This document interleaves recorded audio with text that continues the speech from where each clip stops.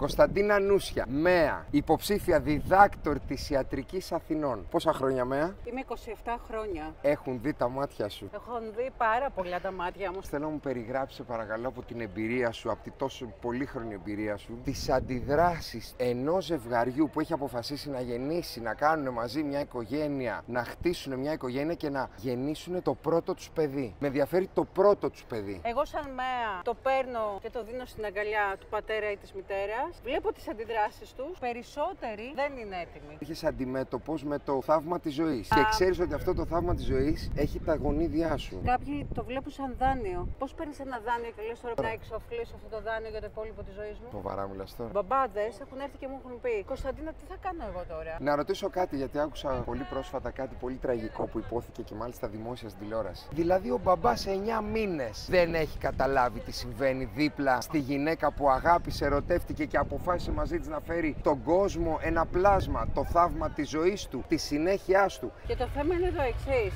ότι θέλω να σε ρωτήσω, πότε θα είσαι έτοιμος να βοηθήσω να γεννηθεί το παιδί σου? Πότε θα γίνεις πατέρας? Με στριμώχνεις στον τοίχο τώρα, με έχεις στριμώξει τον τοίχο. Όλα αυτά θα απαντηθούν, τα ερωτήματα, ακόμα και για μένα τον ίδιο. Και μου βοηθάει και ο Λάγιος, μου βοηθάνε και οι επιστήμονες της διπλανής πόρτας που ήθελα δίπλα μου. Είναι ένα θέμα που θα απαντηθεί στις 21 Ιουλίου. Να ξέρεις όμως ότι εγώ θα αναμένω με χαρά που θα με πάρεις τηλέφωνο και θα μου πεις: θα γίνω πατέρας. Θα κόψει τον ομφάλιο λόρο με τα δόντια του. Σας το υπόσχομαι.